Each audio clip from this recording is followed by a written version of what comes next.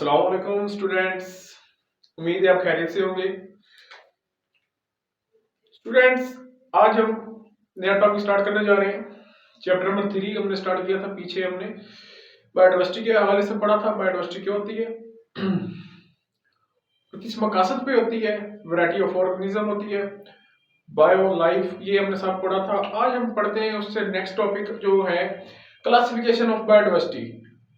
Classification के हम purpose पढ़ेंगे। उसके अलावा हम देखेंगे कि उसकी कुछ उसमें टर्म्स आती हैं इंपॉर्टेंट क्वेश्चन में, वो हम देखेंगे। तो स्टूडेंट्स, लेट्स स्टार्ट करते हैं हम अपना topic classification of biodiversity.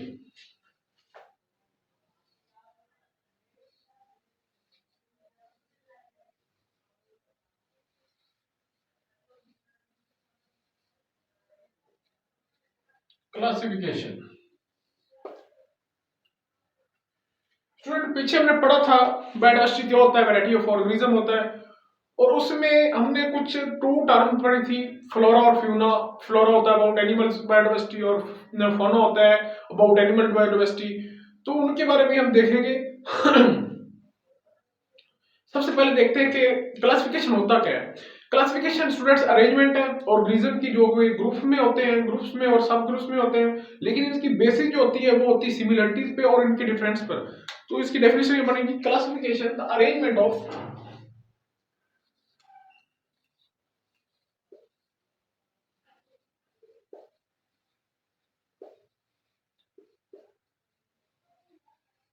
arrangement of organism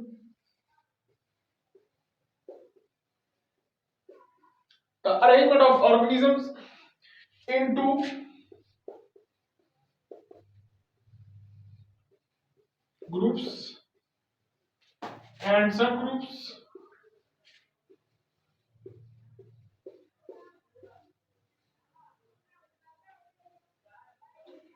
the arrangement of organism into groups and subgroups, sorry, and subgroups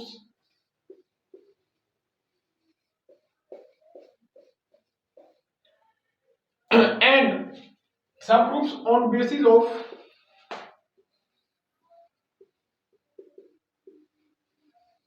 similarities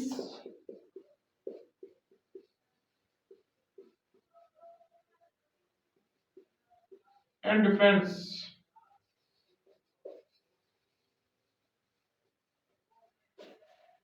definition करते हैं अरेंजमेंट ऑफ ऑर्गेनिज्म। ऑर्गेनिज्म की अरेंजमेंट, इसमें हम ऑर्गेनिज्म को अरेंज करते हैं इनटू ग्रुप्स में और इनके सब ग्रुप्स में on the basis of similarities, जो उनकी चीजें आपस में कुछ डिफरेंस होती है, कुछ मिलती जुलती होती है। कोई ऐसे ऑर्गेनिज्म होते हैं जिनकी हैबिट, हैबिटेट, शेप वगैरह, साइज वगैरह मिलता होता है, लेकिन कुछ में होता है डिफरेंस। वो हम इसमें इसकी बुनियाद पर करते हैं क्लासिफिकेशन। इसके बाद स्टूडेंट्स, इसमें एक आगे जो सवाल मैं आपको बताने जा रहा हूँ एमसीक्यूज के हवाले से बहुत इंपॉर्टेंट है, वो है कि इसमें हम जानते हैं कि जो हमने पढ़ा था पिछले लेक्चर में, दो किस्म के ऑर्गेनिज्म पढ़े थे। एक था फ्लोरा और एक था फ्यूना। सो जो ऑर्गेनिज्म फ्लोरा है, study of plants, sorry, study of animals है।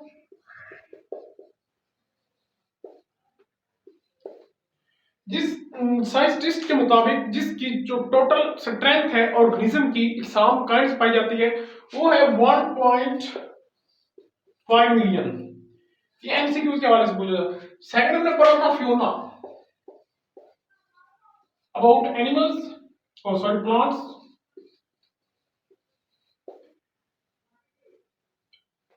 अकॉर्डिंग टू साइंटिस्ट, इसकी जो काइंड है एवोल्यूशन हुई प्लांट्स की, वो तकरीबन थी 0.5 मिलियन। ये स्टूडेंट एमसीक्यूज के हवाले से आ सकता है। इसके बाद जो क्लासिफिकेशन के कुछ आगे फैक्टर हैं कि वो किन फैक्टर की बुनियाद पर क्लासिफिकेशन ऑर्गेनिज्म की होती है, वो हम नेक्स्ट देखते हैं। स्टूडेंट्स, वो 3 फैक्टर हैं। कौन कौन से हैं? एक है साइज, सेकंड है शेप, और थर्ड है हैबिटेट। तो सबसे पहले देखते हैं हम फैक्टर्स ऑफ क्लासिफिकेशन।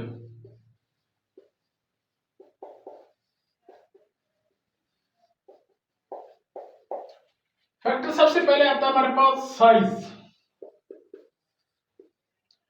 अब साइज के हवाले से हम बात करें, बहुत से ऑर्गेनिज्म जो डिफरेंट है उनका साइज डिफरेंट है। उनमें यूनिसेलुलर कुछ है, कुछ मल्टीसेलुलर है, कुछ यूकैरियोटिक है, कुछ प्रोकैरियोटिक है। इस तरह से ये साइज में हम डिफरेंस देख सकते हैं। तो जो बायोडाइवर्सिटी में डिफरेंट काइंड्स के जो ऑर्गेनिज्म होते हैं, चाहे वो प्लांट्स हैं चाहे वो एनिमल्स हैं, उनका साइज यानी कि उनकी जो स्ट्रक्चर साइज होता है, इस साइज में वो डिफरेंट्स होते हैं। कुछ में है जो इतना ज्यादा नहीं जिनमें साइज सेम हो सकता है, लेकिन ज्यादातर साइज डिफरेंट होता है। सेकंडली हमारे पास आता है शेप। शेप के वाले स्टूडेंट्स, प्लांट्स हो चाहे एनिमल्स हो, उनकी शेप अप्रोक्सीमेटली डिफरेंट होगी बिल्कुल एक दूसरे से।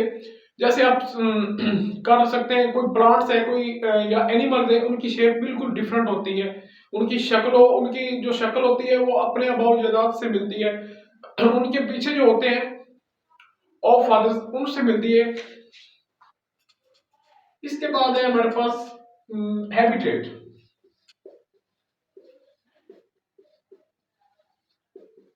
हैबिटेट क्या होता है? रहने सहने की जगह, रहन सहन जो होता है। हैबिटेट के कुछ जो हम मैं आपको डिफाइन बता देता हूँ। The parts of environment in which organism can lives. क्या हम इसकी डेफिनेशन करेंगे? The part of environment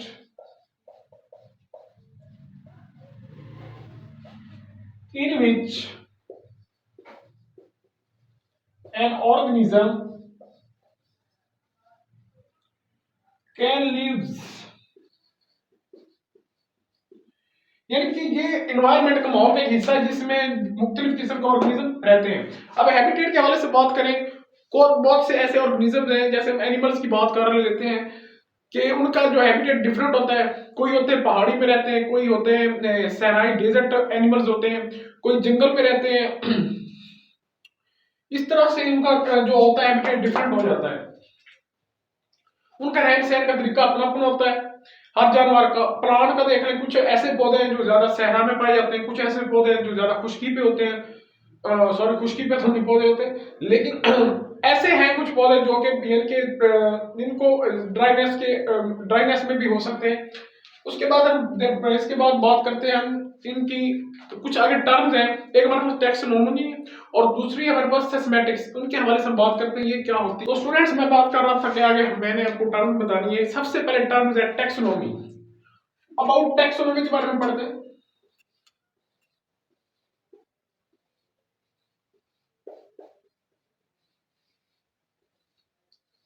student, taxonomy इसमें क्या हम स्टडी करते हैं?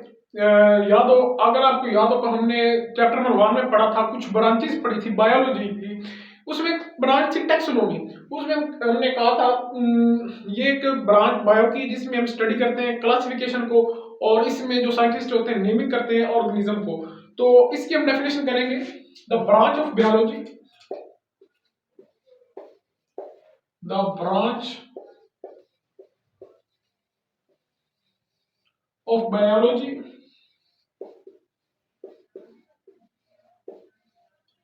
which deal with study of classification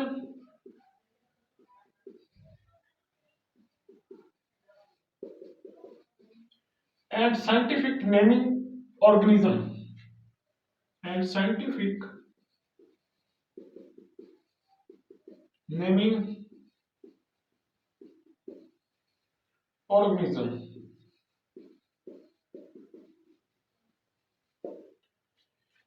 इसमें हम ये देखते हैं टैक्सोनॉमी में क्या कहते हैं, ब्रांच है ये बायोलॉजी की ब्रांच जिसमें हम क्लासिफिकेशन करते हैं, और जो साइंटिस्ट होते हैं वो डिफरेंट ऑर्गेनिज्म को साइंटिफिक नेम देते हैं। वो स्टूडेंट्स हैं सिस्टेमैटिक्स।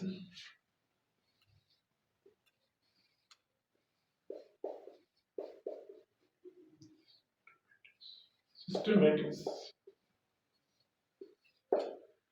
सिस्टेमैटिक्स क्या होती है? ये भी क्लासिफिकेशन होती है। तो इसमें हम करते क्या है, क्लासिफिकेशन करते हैं और एवोल्यूशनरी हिस्ट्री को स्टडी करते हैं कि एवोल्यूशनरी हिस्ट्री हमें क्या बताती है। तो इसमें कहेंगे क्या, systematics, the branch of biology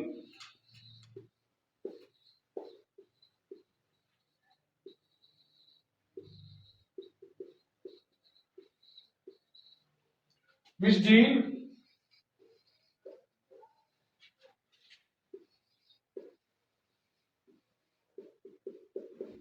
with study of classification. इसमें स्टूडेंट हम क्लासिफिकेशन स्टडी करते हैं, but classification and evolution history,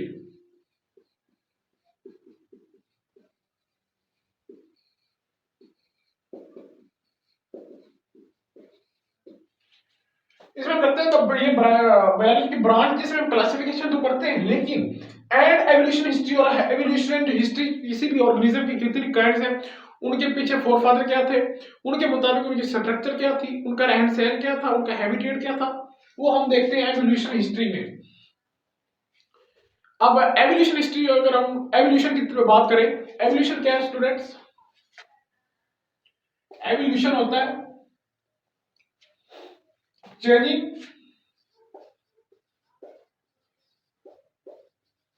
with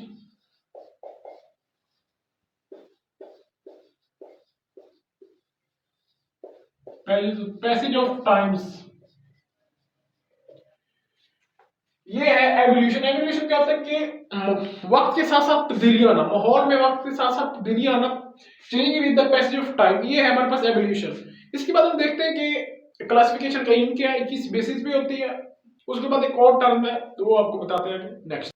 so students, आगे मैंने आपको बताना है कि एम ऑफ क्लासिफिकेशन, क्लासिफिकेशन का मकसद क्या था, उसे क्यों स्टडी किया गया, वो हम देखते हैं एम ऑफ क्लासिफिकेशन।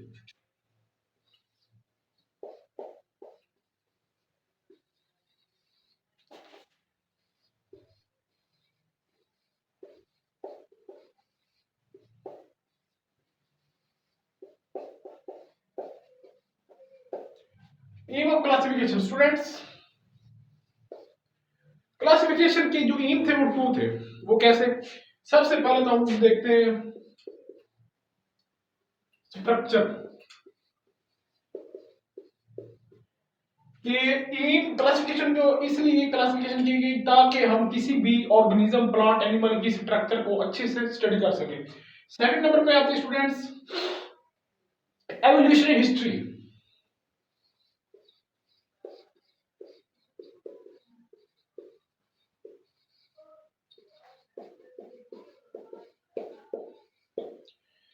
उसके बाद कि हम इनके फोरफादर स्टडी कर सके, उनके हैबिटेट के बारे में, उनके पीछे हम कैसे वो जिंदगी अपनी बसर कर रहे थे, उनके फोरफादर। एवोल्यूशन हिस्ट्री कहते हैं कि एवोल्यूशन में हम उनकी पीछे जो वो उनकी एवोल्यूशन, जैसे ह्यूमन की एवोल्यूशन हुई तो उनको उसको तकरीबन हमने देखा था कि 10 मिलियंस लग गए थे उस एवोल्यूशन को होते होते। तो इसमें हम देखेंगे, सॉरी 10 मिलियन बना रहा हूँ, 4 बिलियन ईयर्स लग गए थे। उसके बाद एवोल्यूशन हिस्ट्री में हम देखते हैं कि इसकी एवोल्यूशन हिस्ट्री क्या है, उसमें एवोल्यूशन कैसी हुई किसी भी ऑर्गेनिज्म, चाहे वो प्लांट है चाहे वो एनिमल्स है, साइंटिस्ट ने क्या क्या स्टडी की है इसके बारे में, वो हम इसमें देखते हैं। ये है aim of classification. Next student आता है कि जो होती क्लासिफिकेशन किसकी बुनियाद पे होती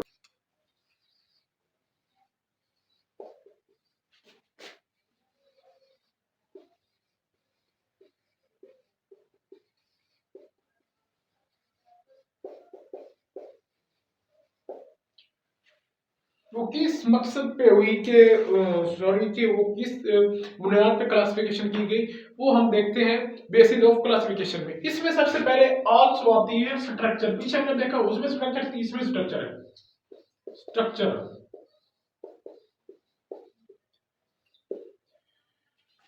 कि हम उसकी स्ट्रक्चर को अच्छे से स्टडी कर सके, उसके स्ट्रक्चर में क्या है, उसमें यूनिसेलुलर है, वो प्रोकैरियोटिक है, वो यूकैरियोटिक है, वो मल्टीसेलुलर है, ये हम देखते हैं स्ट्रक्चर में। सेकंड आता है इसका कि हम इसको चेक कर सकते हैं स्टेज ऑफ डेवलपमेंट,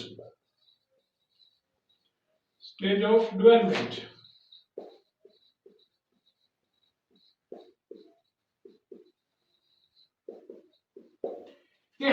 डेवलपमेंट की स्टेजेस को देखते हैं कि उनकी जो डेवलपमेंट करते हैं उनकी जो डेवलपमेंट होती है वो किन किन स्टेजेस से गुजरना पड़ता है उनको, कौन कौन सी उसमें स्टेजेस आती हैं वो हम देखते हैं इसमें। तो जो थर्ड लास्ट आती है वो होती है जेनेटिक्स के हवाले से।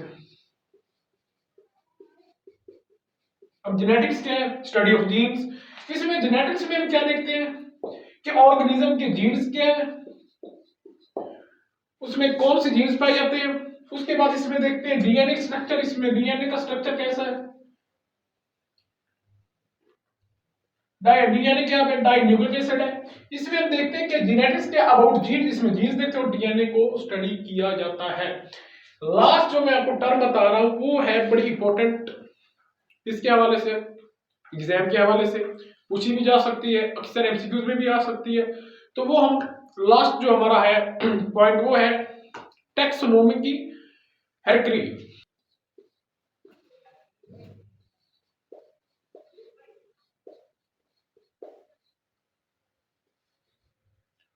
Taxonomic हेरक्री।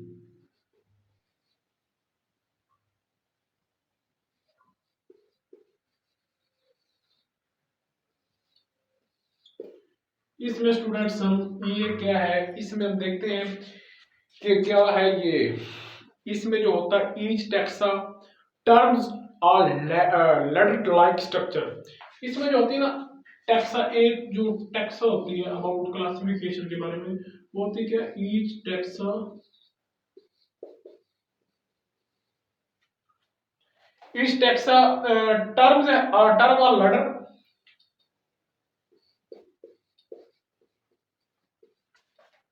terms are ladder like structure।